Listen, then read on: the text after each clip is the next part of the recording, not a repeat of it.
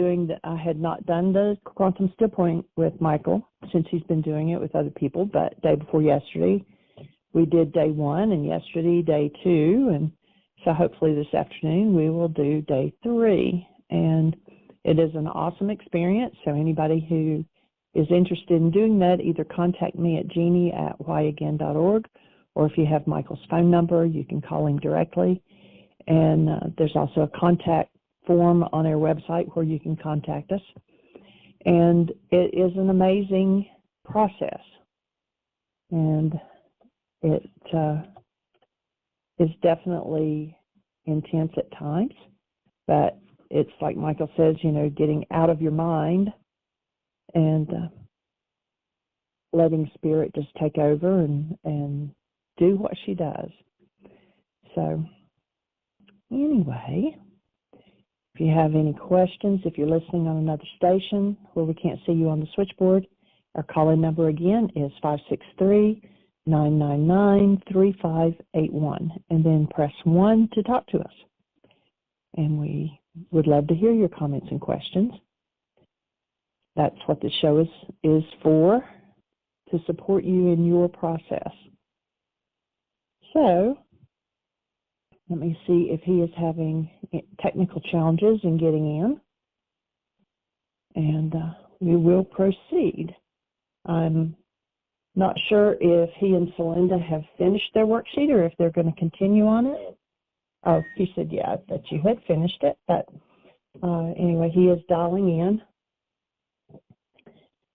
And we had talked this morning about the potential, and he might want to mention this further when he gets online. We had talked about setting aside a day, whether it's Monday or Friday or whatever, to walk somebody through a worksheet. And, you know, a lot of people have challenges doing it on their own. And so this is a way that if you want support in doing a worksheet, we're going to open the space for that to happen every week. So hopefully you'll take advantage of that. And I've run out of things to say. So hopefully he'll get on the switchboard here in a second. And we had a caller yesterday, Michael Katie, and we didn't get to his call, so I'm not sure if he is on the line yet, if he would like to ask his question or process. I don't see his number, so I don't think he's on there yet. And Michael has joined us, so I'm going to say welcome, Michael. Thank you, dear heart, and welcome, everybody. Delighted that you're here, honored that we get to carry on this conversation. And I didn't hear everything you had to say about the app, sweetie, and what it's going to take and what it's going to cost to go through 27,000 lines of code. But the thought that occurred from our conversation yesterday about it and inviting people to support this next change, I have no idea how many. I know one group that was supporting us said they were going to create an app and then started looking into it, and it was just too much money, and they just dropped out.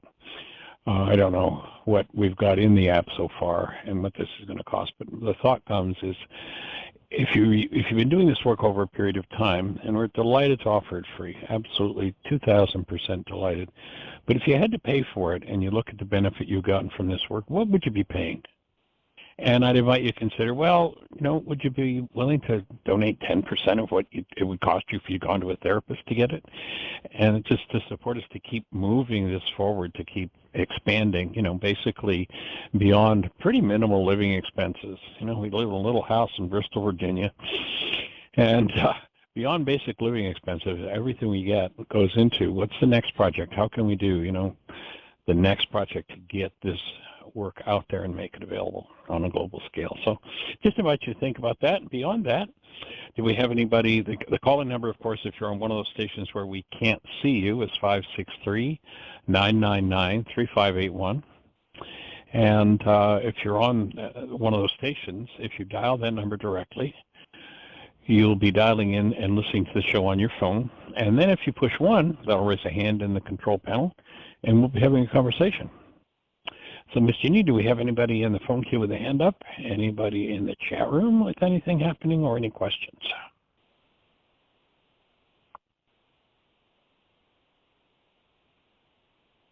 I was double checking to see if Michael was on because he had said that he had a couple questions yesterday, but he's not on yet. And okay. Nobody has a hand up, and there are no questions in the chat room.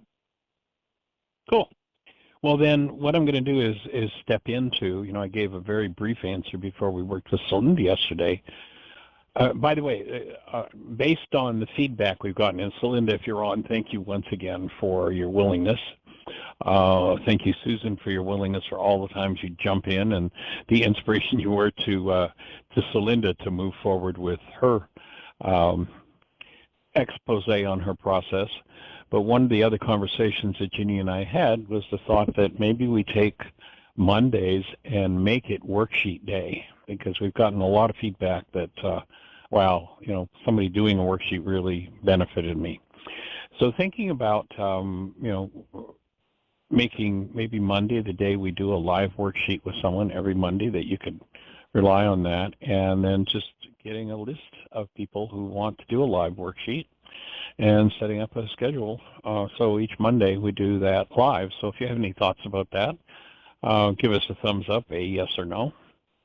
And beyond that, the question was asked yesterday. Someone had written, I've cheated on my spouse or my boyfriend, whichever it was, and I want to know how to apologize. And I gave the brief answer of getting a hold of the Healing Through Relationships workshop and inviting your significant other to sit down with you and watch that and begin a dialogue based on, I've watched that workshop turn people's lives and relationships around so powerfully. I remember one couple in particular who had been married for several years, had, I believe it was 3 children, and they literally, the wife told me afterward that they each had their bags packed. They'd agreed on a divorce. There'd been some pretty heavy-duty cheating and trauma go on in the relationship, and they had their bags packed and were ready to walk out the door of their home. And at the last minute, she said, how about if you sit down and just watch this workshop with me? And they unpacked their bags, and actually we're back together. Actually one of the members of that couple passed away a few years later, but they were happily together, doing their work together. Not every minute's happy, not every minute's wonderful, but we're happily together until one of the couple passed away. And so if you're having challenges in your relationship, then we invite you to, and in our catalog, it's a purchase of Healing Through Relationships. And if you're in trauma in your relationship and you don't have the money, contact us, we'll give it to you. But beyond that, it's a way you can support us. It's a $40 cost for a DVD or for a 2-hour DVD or a 4-hour CD, or it's $20 for a link to the download, which of course is yours forever. And so if you've got relationship issues going on, I'd start with that. Perhaps do the same with the communication. Did you hear what I think I said workshop? And so what I'd suggest you do is watch that workshop and open the conversation. It sounds like you're ready to sort of confess, to own what you did. And if the relationship is really one that you feel you violated and that you are committed to and want to continue, then you move into responsibility communication and own that you made a mistake and that you're willing to do the work on yourself that cleans up the part of your mind that allowed you to make the mental error, and it always starts with a mental error. It allowed your thoughts to move into a relationship other than the relationship with the person you're committed to. That's always where it starts. If People say, well, we worked together and it just kind of happened. No, you didn't work together and it just kind of happened. You worked together and you began to think outside of your commitment to your relationship. You began to think, well, it might be fun. I need a little extra, whatever those thoughts are. But it always starts with thinking. So I'd suggest that you watch that or those 2 workshops, own what you've done, and put forward the fact that you are going to work on the parts of your mind and the thought disorders that would allow you to step outside of the relationship. And in that workshop, we offer a tool called My Commitment. Bring the commitment forward and make that commitment, and then make one of the grounding purposes of your relationship living that commitment, supporting each other and living that commitment, and recognizing, I created that commitment over a period of 40 years. The first time I used that commitment in a workshop was over 40 years ago, and it was about half what it is today. And basically what I did is, I started out with the workshop originally was called Healing Your Relationships. I used to think there was such a thing as a diseased relationship because I had had several of them. And then I realized that there are no diseased relationship. Every relationship is a perfect creation, and every relationship is a perfect reflection of our own minds. So it wasn't the relationships that were diseased, it was me that was diseased. And I need to start to own that and change the way my mind functions. And so I started out with that commitment, and it's grown over the last 40 years. Significant pieces have been added. And so when you devote your relationship, post and assuming that the person that you're in a relationship with that you bring this confession forward to is willing to move forward, and they might just say, I'm out of here, which, is understandable. But if there are any shreds of possibility left in the relationship, then my offering would be that when you make that commitment, I'm ready to learn to commit to this. And the commitment starts out with, I promise to trust you enough to tell you the truth, to treat you lovingly, gently, and with respect in my thoughts, words, and actions, whether I'm in your presence or not. Now, there's no room for cheating in that simple paragraph, and that's just a small portion of the commitment. I promise to trust you enough to tell you the truth. You can't cheat and go home and tell the truth. So when you own what you've done and put forward, this is what I realize my mind has faltered. And, we've had conflicts and whatever's gone, your mind's faltered and so is mine. So let's make a purpose out of our relationship to learn to live this commitment. And basically what I did over the years is every time I saw another thought disorder in myself that had me going out of harmony with the original commitment, I would build into the commitment a tool or a way of thinking or a piece of the puzzle that would empower me to take that particular thought disorder that was my mental illness and heal it, bring it to a state of healing. And so basically that's what I would suggest that you do. And then, taking all of the tools, of course, the forgiveness piece is going to have to fit into the puzzle. But when I actually live this commitment with someone, I can't cheat on them. It's just not possible. And it's been a while since we've shared the commitment on the show. So imagine the impact of choosing to develop a mind that is my own, that faces every thought disorder that I have, that would have me fall out of harmony with the truth of being and with the integritous commitment that I want to make in a relationship. So I promise to trust you enough to tell you the truth. And I'm making this commitment to you right now as our audience. To be true to you and always engage in just and fair behavior with you. When you start to put that, it's interesting, in one of the Beatitudes, what Yeshua says is in order to open the deepest guidance system. This goes right into the Sermon on the Mount and the Beatitudes. And the Beatitudes don't start out with the idea of blessed are they, as the Greeks would tell us. The Greek misinterpretations would tell us. But the word tuvehun, which is the beginning word in each of the Beatitudes, literally says, a latent neural structure implanted by God in us to guide us in happiness and well-being becomes our conscious possession. So what each statement where the Greeks misinterpret as blessed are they, it's saying there's a way to activate this guidance system in us. And one of the ways is to commit to just and fair behavior.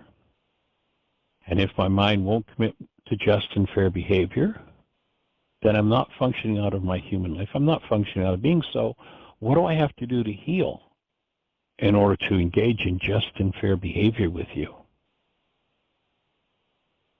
And there's going to be a lot of healing for virtually everyone just to live up to that one simple idea. I commit to always be sweetness in your life. Wow, if I've got a history, if I've got a childhood of rage and guilt and fear and early relationships with trauma and pain and drama in them, how am I ever going to be sweetness in this relationship? I'm going to have to do my work. To nurture you daily. Yeah. Instead of allowing oneself to fall into thought disorders about their partner, if there's a conflict and I'm in some sort of trauma or pain in a relationship, I'm in trauma or pain because there's trauma and pain in me, not because of the fault of my partner. Most people stand there pointing fingers at their partner. I'm only in pain because, no, you're only in pain because there's pain in you. Your partner's only in pain because there's pain in them. If we try to reverse that and blame each other, then the pain can never be resolved because I can't reach into your mind and fix your mind, and you can't reach into my mind and fix mine. Only I can do that. So if there's something that takes me out of sweetness, puts me into some form of hostility, fear, I have work to do. Now, yes, I was born and bred just like everybody else as a very devout, card-carrying member of the one world universal religion of blame, and I knew that everything that went on in me was somebody else's fault. I was as convinced of that as anybody. That's the whole world game's insanity. But if I can't be sweetness in your life, what's in me that I need to heal? Because if I'm sour because there's sourness in me. I'm going to nurture you daily. If I can't nurture you daily, what's the thought disorder in me that keeps me from doing that? And I'm going to treat you lovingly, gently, and with respect. Now, if I've got a power person that did rage and guilt and blame and fear and drama and trauma, then my natural inclination in a relationship is to rage and pain and trauma. So what am I going to have to face in me in order to nurture you daily and treat you lovingly, gently, and with respect? This is where the work comes in. This is just opening the door to the recognition of the work that we each need to do. Because remember, I get the original of everything I engage in, you get the carbon copy. If I treat you with disrespect and trauma, who gets the disrespect and trauma first? Who gets that disease in their physiology? I do if I do that. Cancel the thought. So I'm going to make the commitment to treat you lovingly, gently, and with respect on several different levels. I'm going to do it in my thoughts. Some people have a conflict and they walk away thinking absolute crap thoughts about their partner. And they wonder why they feel badly around their partner. They'll feel badly because they're engaging in crap thoughts that cause them pain, not because of what their partner does. So in my thoughts, in my words, to use degrading words in your relationship, then guess who's destroying the relationship? You can do all the wonderful things. You can be the slave in the relationship, but if you use crap words toward yourself or your partner or anybody within your family system, you're destroying everything you've done being the slave. Being a slave is not enough. Being a slave will never cut it. Being a slave will never create fulfillment in relationship. Being a human being will create relationship fulfillment. So, in my thoughts, my words, and my actions. So once again, can I imagine cheating in a relationship if I'm committed to being honest and truthful and treating my partner lovingly, gently with respect? It can't happen. You can't make the error of falling into a thought disorder that's the thing that opens the door to cheating. And as you treat your partner lovingly, gently, and with respect, one of the things that destroys relationships is people, their own thought disorders, and affiliate it or put it into their brain's image of their partner. So when they think about their partner, all the unresolved pain in them that they've not resolved, they've not dealt with, they literally feel that when they think about their partner, so they think it's their partner that's causing all of that. The only thing that can cause me pain or trauma is the fact that, aside from somebody punching me in the nose, again, cancel the thought, the only thing that can cause me pain and trauma is that I hold the energy of pain and trauma in me. And when I associate it with someone else, then that person that I'm blaming, I think they are a certain way. But the way that I think they are is the way that I am projected. And I need to own that and clean it up. And that's what I mean by make a commitment with this man to clean up your mind and to support him in cleaning up his mind and invite him to support you. You may find that this cheating event might be, as a result of having asked this question and gotten this answer, one of the best things that's ever happened in your life. Because if you take what I'm saying and actually follow through and do it, then you will create a relationship of delight, honor, respect that will last throughout eternity. And it will feed you forever. And so I'm going to do this commitment again, lovingly, gently, respectfully, in my thoughts, words, and actions, whether I'm in your presence or not. Some people think, well, I'm on the other side of town, I'm with the girls or with the guys, and I can sort of, crap talk my partner. What the heck? That'll make me look tough, or what have you, or independent, or whatever the crap is of the culture. Doesn't matter where you are on planet Earth. If you think a thought about your partner, if you speak a word about your partner, that creates a literal high energy, and I'm talking about now a physics principle here. It creates a literal high energy wave that there is nothing in the universe. You can be on the other side of planet Earth and your partner gets the words and thoughts you're having about them, because this is a world of resonance and there's nothing we know of in the physical universe that can stop the high energy wave that leaves the mind when we think a thought. And if your mouth is moving with trauma thoughts about your partner, their brain cells moving that are creating an energy wave that whether your partner allows themselves to be aware of it or not, they get every word and thought said. It's time for us all to start to clean up our minds. So the next thought in the commitment, I'll invite you to consider, if you really want to clean up this relationship, and if this relationship is valuable to you, then the next paragraph of the commitment begins with, in every interaction, I commit to affection for you. Well, what you did just made me so mad. Oh, so now we're back to the one world universal religion of blame. You made me mad. No, if we interact and mad comes up in me, I better wake up and become responsible for my mad, because it's a product of energies moving in me. And if I can't feel affection, it's because I have a thought disorder that's destroying me.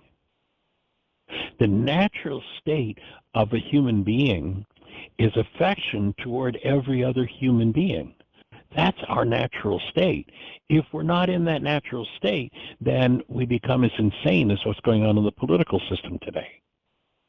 That's all a product of people living thought disorders that they're unwilling to deal with in their own relationships, in their own lives, and they project it out into the world, and all the rage and all the blame and all the terror and all the trauma and all the threats and all the racism.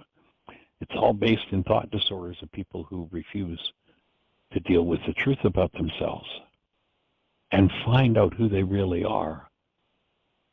So I commit to affection for you because of it. Affection is a natural state of a human being. It's part and parcel of being, truly being human. If you've ever held a newborn child, tap into that newborn child. Tap into the essence of that child. And what do we have? We have the presence of love. Affection accompanies love as night follows day.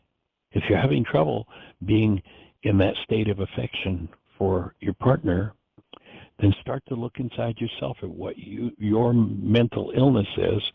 Begin to own it and clean it up. So in every interaction, I commit to affection for you, to look for and acknowledge the highest and best in you. It's interesting in the Aramaic language, again, the Greek tragedy, they talk about Greek tragedy. The greatest tragedy related to the Greek is they took the teachings of Yeshua, a physician, a healer, and they turned them into a religion. And it's sick. It's sick. Because let's just take this one Aramaic idea. It's called humility. You'll notice that if you've been taught about humility in this culture and people who are talking about Yeshua in this culture, you've been told that you got to go grovel in the earth like a worm. And that's a sick idea of humility. This is what humility means in Aramaic.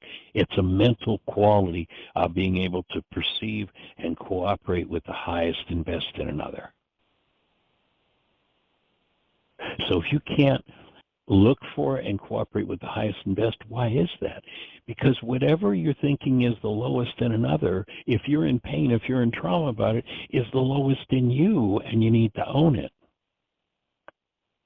Now, does that mean somebody who's really off the wall, bizarre, illegal, immoral, doing criminal things, does that mean you just lay down and enjoy it and say, oh, well, too bad, I guess I can't say anything? No, it doesn't mean you can't say anything. Say everything you've got to say, but say it from a mind connected to active present love. Yes, have humility. Look for the highest and best in another and cooperate with that. And as you do that, then the next idea in the commitment is, so I'm going to look for and acknowledge the highest and best in you as I surrender to love, our true nature. I will use only voice tones that reflect deep caring for you. If I can't use voice tones that reflect deep caring, that's another piece of feedback for me to go, oh, I'm out of my human life. I'm out of being here.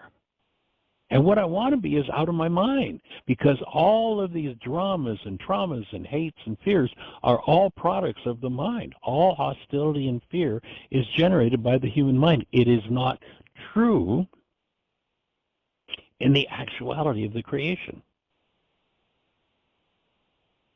So one of the first things that will tell you that you're off base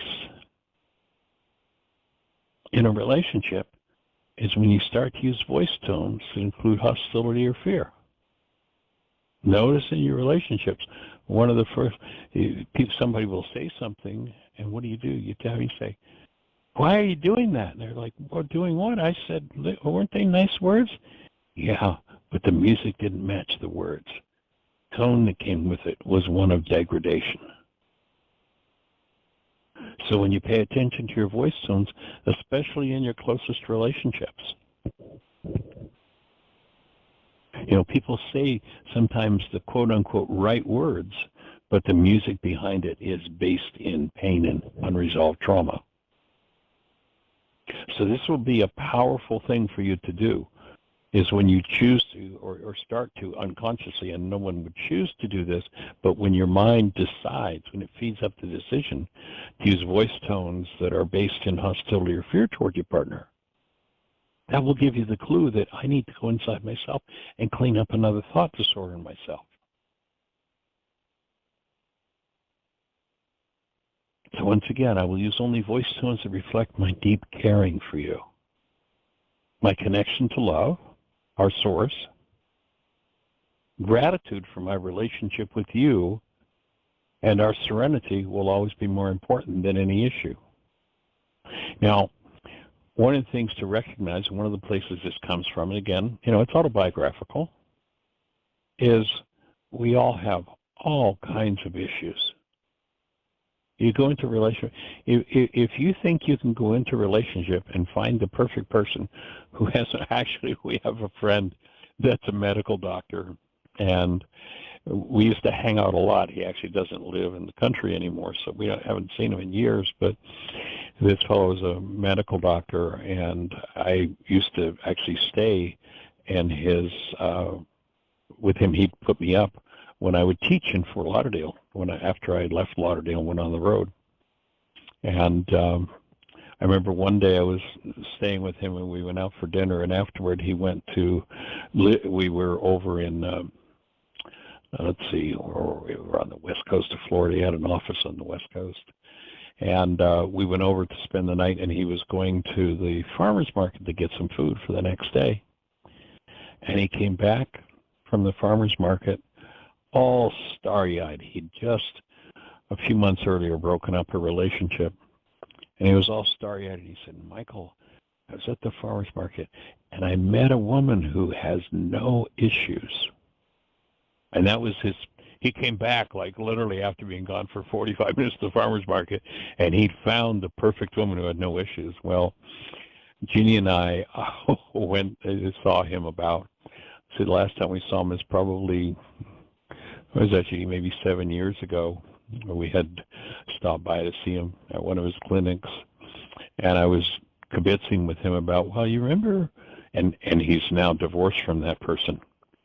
You remember when you told me how you met this woman who had no issues?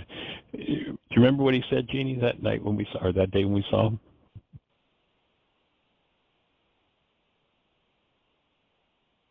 I don't remember exactly, but I know they had well, split. Basically it was, oh, no, I said, this is a woman who's got all kinds of issues, but I'm going to see if I can fix her. I mean, so totally incomplete. Of course, he was saying that tongue-in-cheek because he did remember that, that evening he had said, he had met a woman with no issues. But so my connection to love, my source, gratitude for my relationship with you and our serenity will always be more important than an issue. If you have a thought disorder that's resonated by any of that, living this commitment means that you'll get to clean up those thought disorders, and you get to heal your own body, your own mind, your own emotions. I open my being to embrace you in my love. And literally, this is a place to soften, to breathe, and to really open yourself, to extend the truth of who you are as a human being to your partner. And maybe, for a lot of people, there's pain about being open to receiving love from a partner, from experiencing a partner as love. Maybe there was a power person who was supposed to be the presence of love in one's life, and there was all kinds of drama and trauma, so opening to receiving that is difficult. So once again, if you utilize this statement in the commitment, I open my being to be embraced in your love, and you have a challenge with that, then you apply forgiveness and you'll heal that. So remember, this commitment is the tool we offer in the workshop, Healing Through Relationships. Your relationships will show you everything you need to heal. If you are a very, very, very religious, devout card-carrying member of the one world universal religion of blame, you will not believe a word of this. You believe that everything you're in pain about belongs to your partner. And guess what? Your mind is a total, complete liar and a fraud if you believe that. So that's the beginning of the commitment, and then if you actually live this, then you're going to hit new levels of vitality and new layers of generational patterns, unconscious fear, hate, rage, guilt, grief, drama, and trauma, if there's any of it there, are going to have to come up in order for you to be healed. And they are going to come up in the places where you're most committed, most connected, and most vitalized. Because when you become fully vitalized, you can't hide from yourself anymore. You can't dissociate from the content of your own mind. You're going to get to look at it. And again, I wrote this from experience. Oh, gee, we just had a whole new wonderful interaction, a whole new level of connectedness, a whole new level of sweetness, a whole new level of, oh, this is awesome. And 10 minutes later, the fur's flying. What happened? Next level of vitality means that now we've got two people who are going to get to be able to heal the next depth of their own trauma. You know, if you've heard me say this before about the healing process. If you're at a level 5 vitality and you have level 7 toxin, if that level 7 toxin were to open up, literally it's released within your physiology, the toxic chemicals it could release within your physiology, if you're only at a level 5 vitality, it could literally physically kill you. So you've got a built-in suppress mechanism that will not allow that to open, that will keep that shut down. So if you're at a level 5 vitality, and let's imagine you meet somebody else that's at a level 5 vitality, and there's a resonance. Now, most often that resonance is going to be out of matching bags of garbage. That's the game of the culture. Why? Because the purpose of life is to heal you, and you will resonate with the person who's going to give you every opportunity that you need in order to heal yourself. And the world calls those love relationships. And so when we first connect in those relationships, it's wonderful. And imagine that, you know, my level of 5 vitality and this other person's level of 5 vitality, we really, truly, deeply connect. What happens? We're now both at a level 10 vitality. What's going to occur? Every toxic thought, emotion, or physiological deposit within the structure that's less than love is going to surface in the presence of that level 10 vitality. And so I have to determine if I'm feeling this because it's in me, even though being a one world member of the universal religion of blame, where I blame everybody and therefore dissociate from and disown my own pain and put it into my brain's image of others, when I hit that new level of vitality, things are going to break loose. So the last paragraph of the commitment is about recognizing that. If anything unlike love comes up in me, I will hold this in my heart. Well, wait a minute, I'm enraged. How can I hold this in my heart? Yeah, that's a practice, isn't it? You're going to have to do some work. You're going to have to take responsibility for and delete your rage. You're going to have to forgive as to your rage, if that's what comes up. I will hold this in my heart and listen as I learn to speak, experience, and be responsible, and forgive my own realities. So I'm actually going to start to learn. Remember, the culture doesn't teach us this. The culture tells us they made me mad, they made me sad, he made me hurt, she damaged me, they disappointed me. Oh, I was disappointed by that. No, you weren't. If there's disappointment in you, you're disappointed because there's disappointment in you, not because of what happened out there. And, of course, a million different events can happen to bring up your disappointment. And if you live in denial, you'll believe those million events are the reason for your disappointment or your hurt or your rage or your guilt or your fear. And none of those things are responsible for it. That's all total BS. That's a belief system based out of a mind committed to the one world universal religion of blame. But if I'm feeling it, it's mine. So what am I going to do? If anything less than love comes up in me, I'll hold this in my heart and listen as I learn to speak, experience, be responsible for, and forgive my own realities. I'm here, for and with you. Promise to speak only truth to you. It's interesting. When I made some changes, and particularly in this section of the commitment, and I'd sent it out to several people, and there's a person who's a therapist actually who uses our work, who called me back what can I say?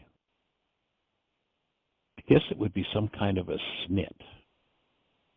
Called me back like, you put all this new stuff in the commitment. Well, I'm not going to do that. The commitment's already complete enough for me. So if you're going to have to take responsibility for your own on a new level, I understand your snit. And they were like, well, but it was already complete enough. No, it wasn't. Well, I'm not going to use it. Well, that's okay. Sorry with me, no skin off my teeth. But if you use it, you'll get to heal yourself on a whole other level. You get to look at and clean up your own rage and guilt and fear. And isn't that what you said you wanted to do? I'm here. So, one of the number one issues of the culture is I'm out of here. I'm leaving. Abandonment. That's like one of the perennial issues in the culture. Kids abandoned by parents. Parents abandoned by each other. Neighbors abandoned by neighbors. This is a commitment. There's no leaving. It's amazing how many people who have this leaving issue, and their big threat is always, well, if you don't, then I'm leaving. Well, that's probably one of the fastest way to make sure somebody leaves is hold a threat over their head that if you can't run their lives and their way of living, that you're leaving. Nobody functions well under that type of tyrannical thought process. So I'm here, I'm committed, I'm here. Whatever goes on, this is an eternal relationship. Leaving is off the table. It just is not part of the threat process, not part of the way of controlling another. It's gone. We're here. This is it. I promise to speak only truth to you, case and open. And keep love conscious, active and present as we heal, celebrate life, and grow together. So what would be powerful in bringing healing into this relationship where you're ready to deal with the fact that you've cheated on this person? If you take this commitment, if you take that, I'd suggest the 2 workshops, Healing Through Relationships and Communication. Did you hear what I think I said? When you're ready for the next level, then what I'd suggest is that you both register for and do the Codependence to Interdependence Communication Practicum Intensive. That's a self-study 90-hour, 89-hour program. When you're ready to take it all to the next level, I'd suggest that you do that. But if you take the tools, if you take this commitment and put it to work, then if there is anything true and valid and valuable about this relationship, then this will bring it to fruition for you. So we'll hold the space, and if there are any questions, by the way, you can go to the website and download that commitment, so you've got a copy of it, and take it and put it to work. The first person to live it with is with yourself in the mirror. There's actually a first-person version of it on the website as well, for doing with the person you look eye to eye at in the mirror. I promise to trust myself enough to tell myself the truth and be true to me. Tell myself the truth, whether in my presence or not. So take the tool, put it to work, and it will transform you, and it will transform your relationship, guaranteed. That's why the workshop's called Healing Through Relationships. That's why the communication, did you hear what I think I said, is designed to go from projection communication. And projection communication is pretty much the state of the world where everybody's taking the realities in their minds and and languaging as though somebody else is responsible for them, rather than languaging, that's projection communication. You made me mad. Responsibility communication looks like, gee, when you said that, that brought anger up in me. I realize I've got some anger thought disorders. I think I'm going to heal my anger. So it's a difference between projection communication and responsibility communication. And then moving again, the next in the line of relationship work, the advanced but PhD work, codependence to interdependence, where one moves from the codependent type of conversation where it's all somebody else's fault to where here is my deepest source of support, caring, and healing. This is where I trust.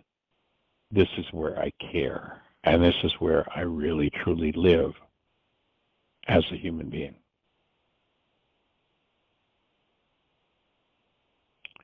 So that's our commitment from the Healing Through Relationships workshop.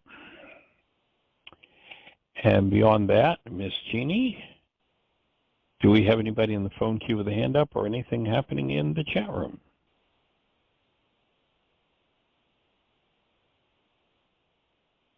No. And I'm on the phone with the bank. I knew that you were on the other line. I could hear that. That's why I was asking outside of it. Okay. Okay. There are no I'll hands up. just carry on. Questions. Okay. Cool. All right, sweetie. Go ahead. So that's my best answer for what am I going to do when I want to clean it up with someone that I've cheated on in my relationships. And so our calling number, if that resonates anything for you, and I'm going to assume it's going to resonate a few things for a few people, our calling number is 563-999-3581. If you call that number, you'll be listening to the show directly. And if you push 1, that'll raise a hand in the control panel. Jeannie will know that you want to speak to us.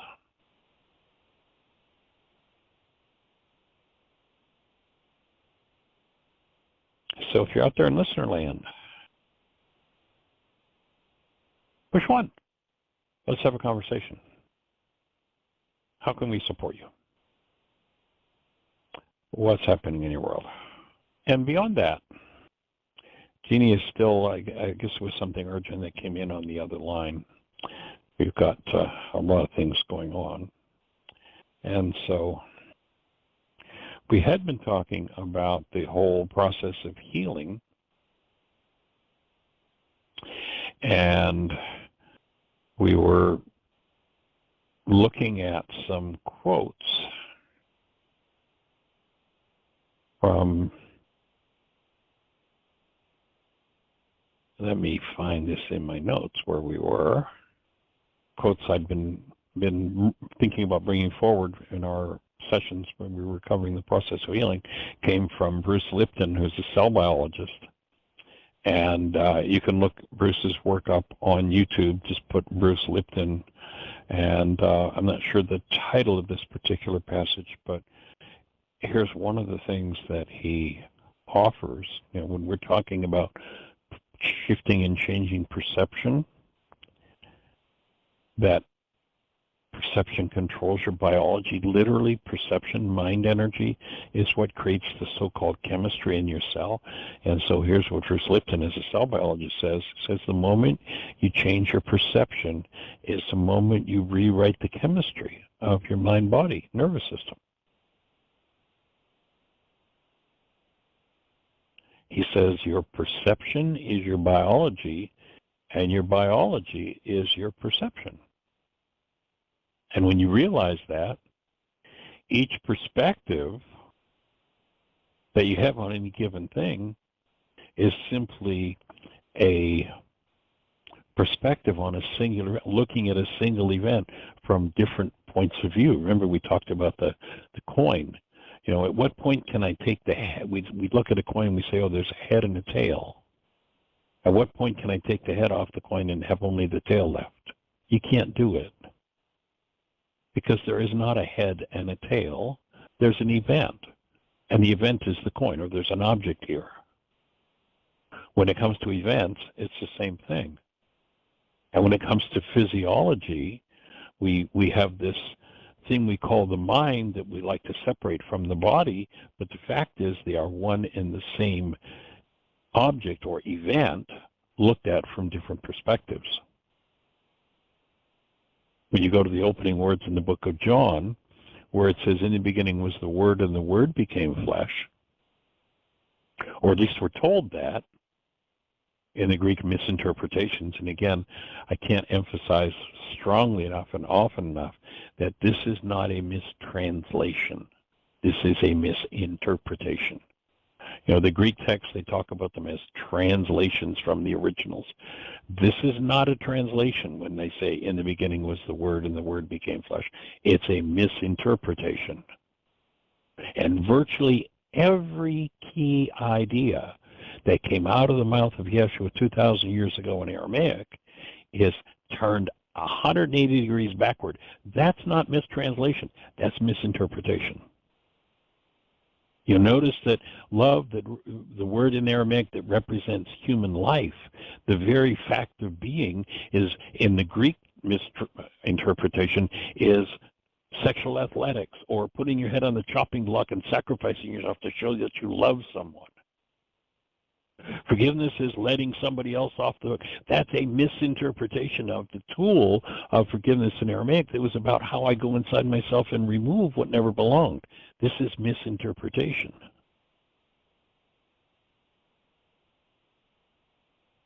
Almost every key word from the Aramaic has been turned totally backward. And what the world pretends is translation.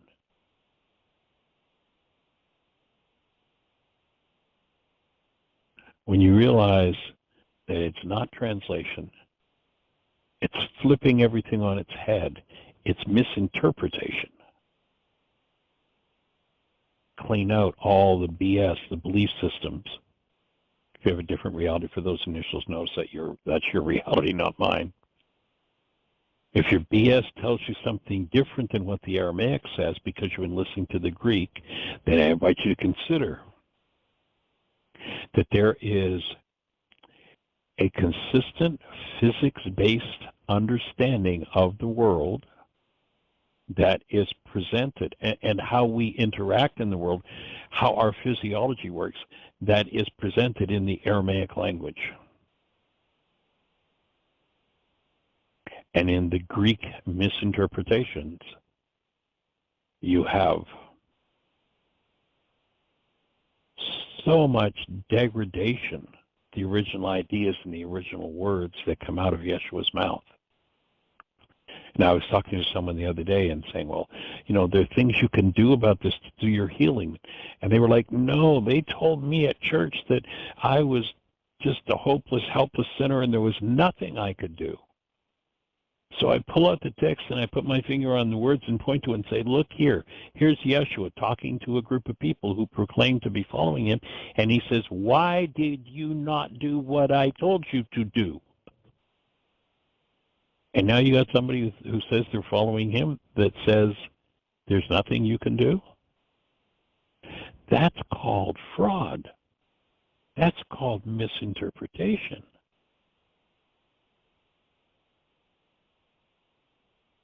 And when we bring ourselves back to the original Aramaic thought structure of Yeshua, we have a set of tools that, when understood in its original context, gives a way of comprehending the whole of life and a set of tools for how to clean up everything based in hostility, fear, guilt, grief, drama, and trauma, the things that today are running the world.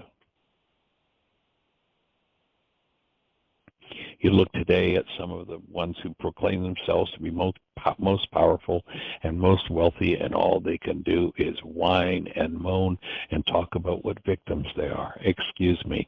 That's all based in fraud. The most powerful, the most intelligent aren't victims, can't be victims. And if somebody's proclaiming to be those two things together, that's called a fraud. That's called a lie. And it's time for us to get our minds back on track with truth and understanding the tools, and the primary tool that we're here to represent, and I hope this fits for you and makes sense, is to take the tool of forgiveness, which has got nothing to do, again, another Greek mistranslation or misinterpretation. The Greek said, well, you just let them off the hook for what's going on inside of you, and then everything will be okay in your life. No. If there's pain or trauma going on inside of you, you better learn how to go inside of you and remove your pain and trauma, or you're going to be in pain and trauma again and again and again. Well, there's actually a book about that. It's called, Why Is This Happening to Me Again? I wrote the book. Want a copy of it? I can't sell you one. It's out of print. However, you can go to our website and download it free in any one of 9 different languages. Just go to www.whyagain.org/book. Put that in your browser, hit a return, and you can download the book in any one of 9 languages free. If you like to have the physical book in your hands and you want it in English, there are usually, again, I can't sell you a copy, but there are usually lots of copies on eBay or Amazon. And so the book's available free, or again, you can pick it up usually for $3, $4, $5 on Amazon or eBay. So anyway, thanks for being with us. I appreciate the time we've spent together today, and hope it made sense. Create the best year yet of your eternal life with it. That's the most awesome gift you could possibly give.